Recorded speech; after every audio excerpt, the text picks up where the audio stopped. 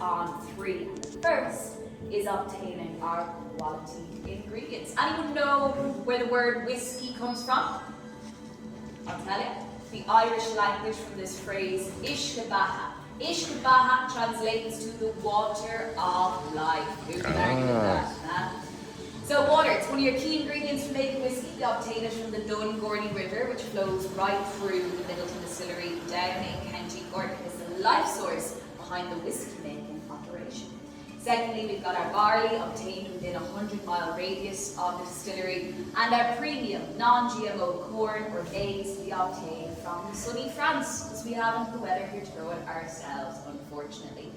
Now, Jameson uses both malted and unmalted barley in the whiskey making process. It's one of a handful of whiskies that does. So what's the difference?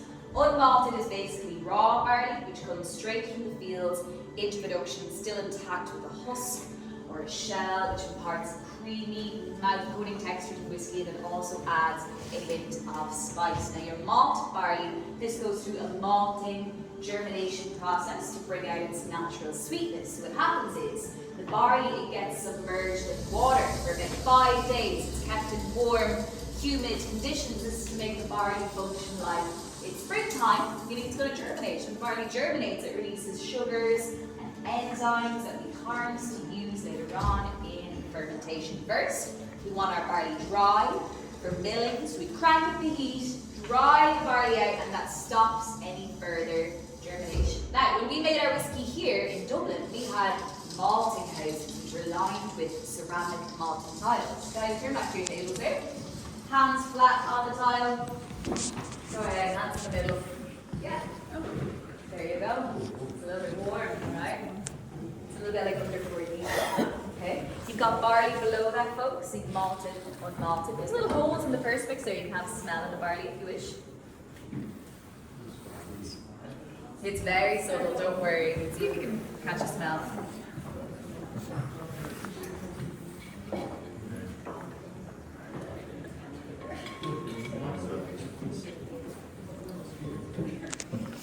Okay. I'm just going to be getting it there.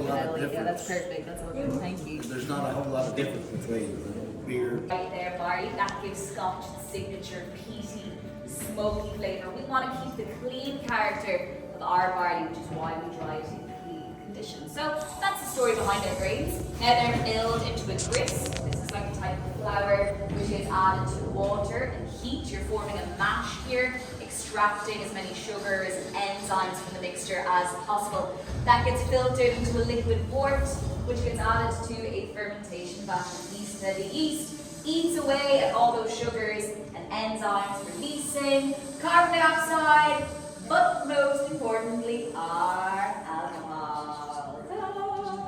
Now I've got your attention. Alright, so as some of you might body that's 20 proof, you want to transform that into a whiskey, so it's on to this next stage here, distillation.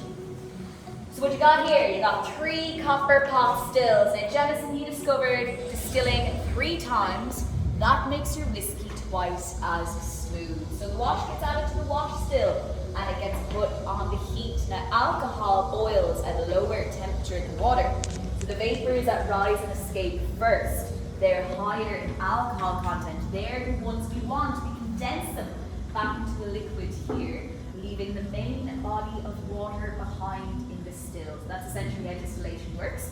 You're refining your spirit, separating water from alcohol. Your alcohol proof or content is increasing as well. Now this distillate, once it's collected, it is added to the fate still, and you repeat the process. It's the exact same process. Again, on the heat, capturing the vapors higher than alcohol content. So your distillate is becoming even more refined. This distillate gets added to the spirit still.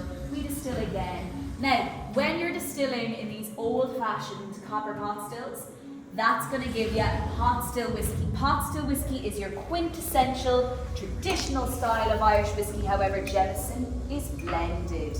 Meaning it's not just pure pot still in here. We also have column still whiskey. This is made in a more refined, modern, and fast fashion.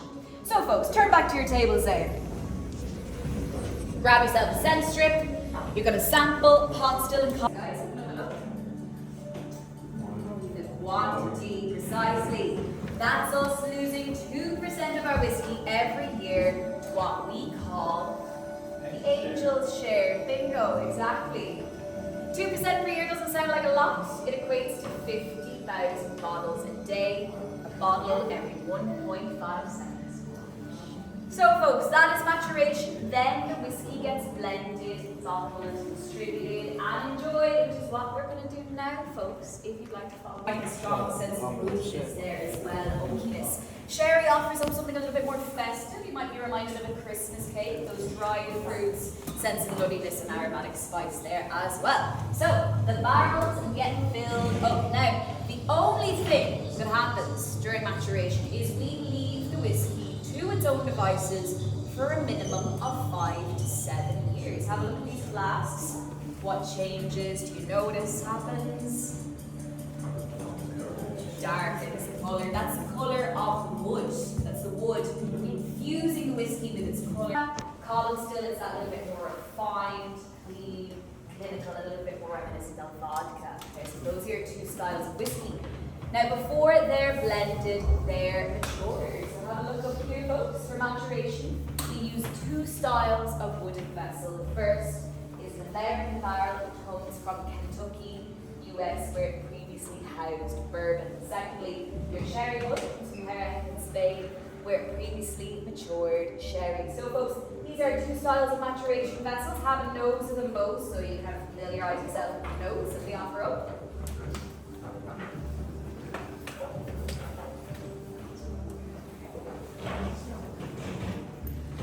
Around this period of time, 1780, Dublin is experiencing economic booms where population and industries are rapidly, dramatically expanding. It was around this time we were the second largest city in all of Britain and Ireland, second only to London, with well over 100 breweries and distilleries throughout the city. Now, many of those faded away as the years progressed, leaving one institution on our city's north side for over 2 centuries later, and it's the one you're in today. This is a portrait of John Jameson next to his wife, Margaret Haig. So these were two people in the whiskey business, two people with a shared vision, with plenty of hard work and passion. The distillery grew, as did their family. The two of them had a great wee household of 16 children between them. Nothing too crazy. Their son, John Jameson II, he went on to become master distiller, building upon the legacy that was entrusted to him by his father with plenty of hard work, innovation, and unmatched quality. We're going to see a map now of the distillery in 1820. So business is really growing and expanding and thriving, and in our golden era between 1880 and 1905, we were operating on all cylinders, or pot stills as we like to say. Now the Jameson name, it's printed on the label. However, here in the distillery we understand the ownership of our whiskey's legacy is shared. If you look closely at the bottle, you'll find engraved into the glass on the neck and on the base 2 barrel men. These figures here, 2 men carrying barrels on their backs to symbolise the hard working labourers of the past and present who build our whiskey from the ground up, our true storytellers. Now Bow Street, the little corner of Dublin that you're in today, back in the day it was like a city within a city, bustling with all these highly trained crafted people who had a lot of pride and importance in their work. The archived wage books listed carpenters, millwrights, painters, blacksmiths, and ostlers. Ostlers were stable hands. So there was loads of different departments of employment here in Jameson just to keep everything afloat. Generally, having a job here guaranteed you a job for life. So this meant in our peak era, we had some 300 employees, meaning we were supporting all of those people's families here in Dublin while producing 1 million gallons of whiskey a year, the equivalent to 6.5 million bottles per year. So we weren't doing too badly for ourselves back in the 1800s. That's actually more bottles than were people on the island at that time. I know. So Jameson was becoming a massive hit here in Ireland. Next thing we wanted to do was make it a massive hit all around the world, and that's exactly what we did. We began to distribute our beloved Irish whiskey everywhere.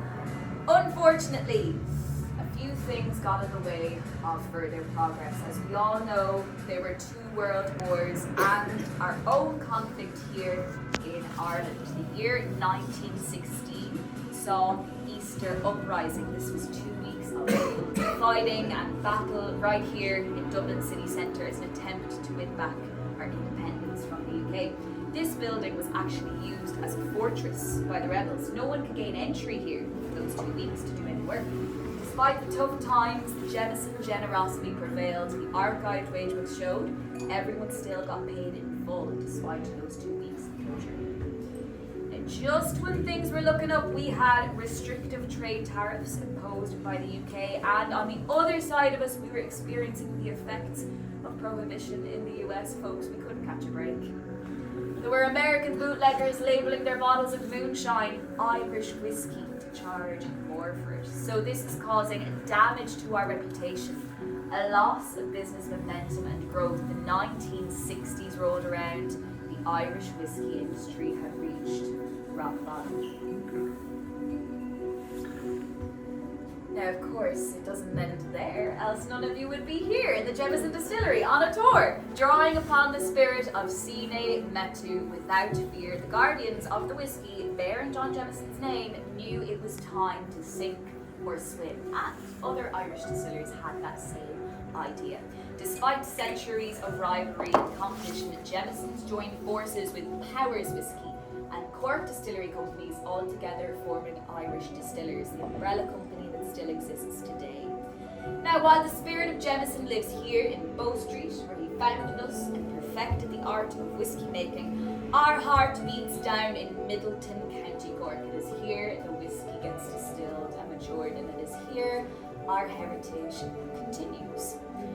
Folks, later on along the tour, you're going to learn that our whiskey making process is steeped in tradition and craft and lore. However, our makers, they're constantly researching new techniques, new ingredients that reflect the ever-evolving tastes of whiskey drinkers all around the world today, like yourselves. So, to sum up our history, you could say at the heart of it, it's a story about people. Our barrelmen, our makers, our masters, everyone who's dedicated to living up to those 244 years of heritage. However, it wouldn't be anything without the likes of yourselves who are here today to learn more about Jameson, experience it up close and share in the enjoyment of it. As we like to say, here in the distillery, we are all barrelmen. Hey. I told you I'd be doing a lot of yapping. Okay, so folks, that is our history, those are our roots. If any questions occur to you throughout. As I mentioned earlier, the heart of our whiskey making operations lives in Middleton, County Cork.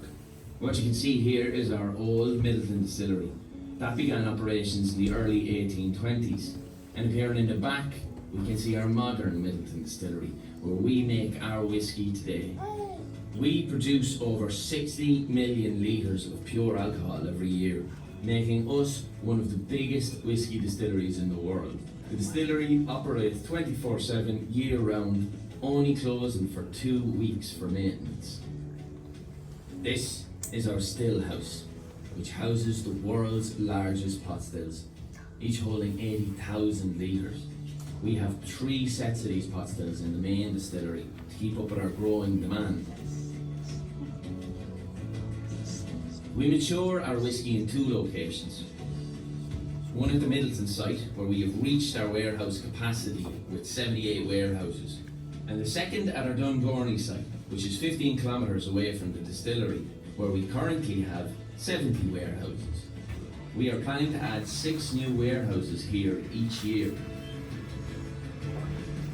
Each warehouse holds 16,000 casks. We are currently maturing 2 million casks.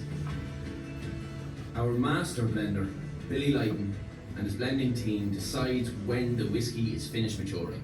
They nose whiskey samples from various cask types daily to ensure they have the desired results. They can then start the blending process. Our blending is at craft scale, meaning each individual sherry cask gets individually nosed. They then blend these various whiskies together in a lab, creating individual blends. After the whiskey has been sampled and nosed, the casks are emptied into vats in Middleton and blended. The whiskey is then delivered by tanker to our bottling operations in Fox and Geese, which is just outside Dublin city centre. From here, our whiskey is bottled and packed into trucks and ready to be distributed and enjoyed around the world.